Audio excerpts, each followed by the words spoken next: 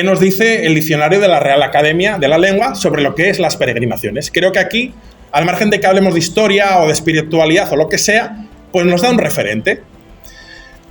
Indica, en primer lugar, primera acepción, atención, lo que dice la Real Academia de la Lengua. Peregrinar. Y igual esto puede chocarle a algunos. Andar por tierras extrañas. Fíjense, es andar, transitar por tierras extrañas desconocidas.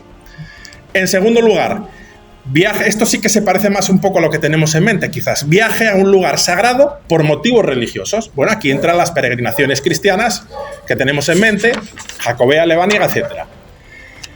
Y en un sentido místico, una acepción sería esta espiritual, ascética, de cambio, viaje o tiempo que supone un cambio o transformación interior.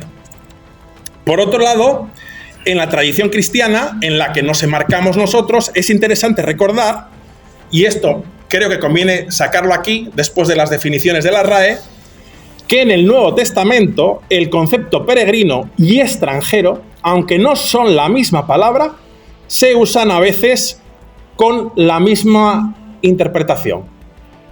Que el extranjero y el peregrino sean casi la misma cosa en el Nuevo Testamento dice mucho, tiene mucho significado.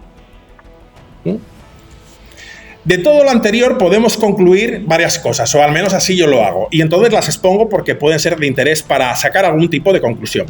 En primer lugar, que las peregrinaciones están presentes a lo largo de toda la historia de la humanidad y en todas las culturas y religiones. En segundo lugar, que en nuestro caso la peregrinación tiene un entronque y significado inicial cristiano, ya sea la jacobea, la lebaniega o la que sea. En tercer lugar, que toda peregrinación, para serlo, tiene un sentido trascendente, seamos religiosos o no, porque trascendente puede ser el que tú te encuentras contigo mismo, reflexionas sobre la vida, sobre el paso del tiempo, eso es trascendente también, o otro tipo de espiritualidad.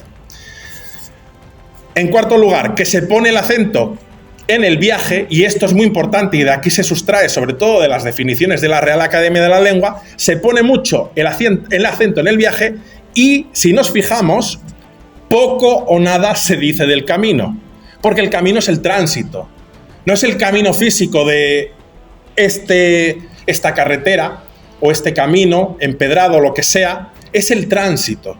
La peregrinación tiene que ver con esa traslación, con ese deambular, con ese ir hacia un punto final.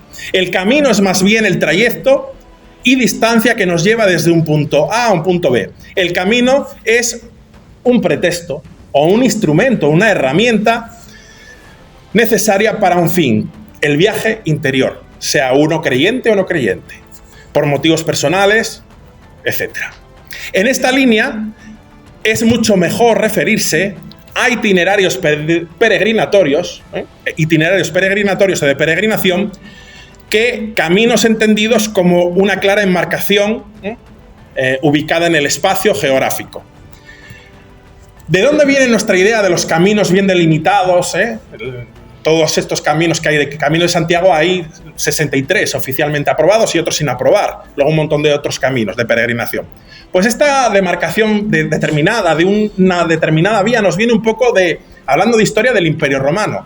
El Imperio Romano, cuando civiliza el Occidente, lo primero que hace cuando adquiere nuevas provincias es hacer grandes vías de comunicación. ¿Por qué? Porque por ahí manda a Hacienda, a los administrativos, manda a los ejércitos, necesita vías de comunicación para llegar a todos los puntos del imperio. Y esta delimitación tan clara en el terreno es la que quizás nos llevamos siempre al camino, un camino siempre físico, bien delimitado. Más que esta peregrinación, que es ir de un punto A a un punto B, por donde buenamente uno pueda. No quiero tampoco ser muy denso en este sentido, pero creo que conviene tenerlo en cuenta para ver en las raíces, a nivel conceptual y teórico, de las que bebemos para entender el tema de los caminos y también de las peregrinaciones.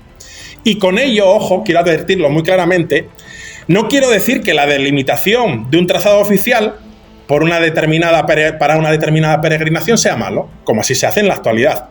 Por ejemplo, las administraciones aprueban trazados para dar, sobre todo una correcta asistencia, poner albergues, una atención, ver que todo esté bien, y esto es bueno porque tiene un fin práctico. Pero desde un punto de vista interior, la peregrinación poco tiene que ver con un camino 100% delimitado. Por tanto, no se puede, vamos a decir así, santificar o deificar el camino como que el camino le diese sentido a todo. El camino interior es el que da sentido a todo, pero no el camino de piedra o el camino de barro. Este es el mensaje que quiero dar.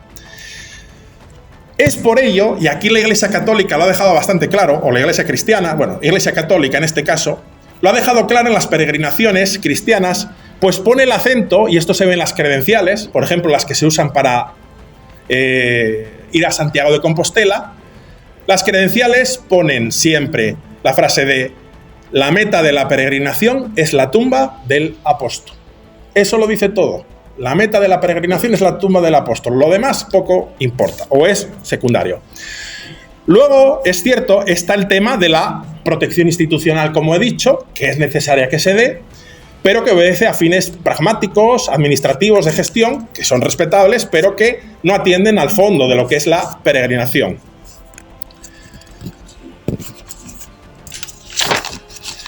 Y ahora, ya para ir acabando esta conceptualización, para ya dejar paso a la parte fundamental, que es la de Víctor, que va a hablar de las peregrinaciones, de la lebaniega y su contexto, y luego de este camino, quisiera dedicar, porque se puede aplicar a otras peregrinaciones históricas serias.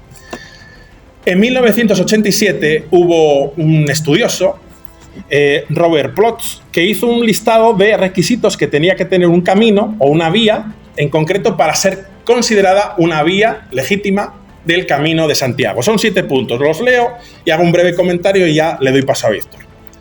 Esto se puede aplicar a cualquier peregrinación, lebaniega, etc. En primer lugar, el itinerario debe figurar en mapas históricos y repertorios. Es decir, que a nivel de los mapas, que se han hecho en diferentes épocas, figure ese trazado. Segundo lugar, presencia de topónimos, es decir, nombres de lugares, vinculados a la tradición jacobea, porque este habla del Camino de Santiago, lógicamente. En tercer lugar, documentación que haga referencia histórica al paso de peregrinos por la zona de esa ruta. Registros parroquiales, enterramientos, también herencias, hay a veces referencias. En cuarto lugar, que existan relatos y crónicas de peregrinos a lo largo de la historia. En quinto lugar, contar con hospitales y lugares de acogida a lo largo de toda la historia.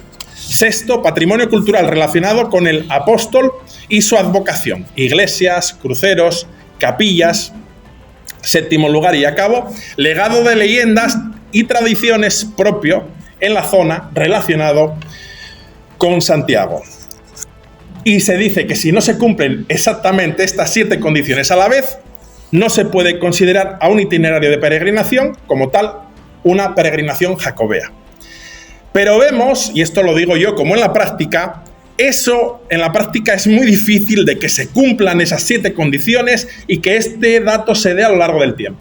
Que puntualmente haya un mapa, una referencia en peregrino, bien, pero que a lo largo de 4, 5, 6 siglos haya y constantemente, es muy complejo. No digo que haya en algún caso que se cumpla, pero digo que es muy complejo contrastarlo históricamente y de continuo estas 7 condiciones. Por tanto, es un tema, el de la oficialización de caminos, complejo y delicado.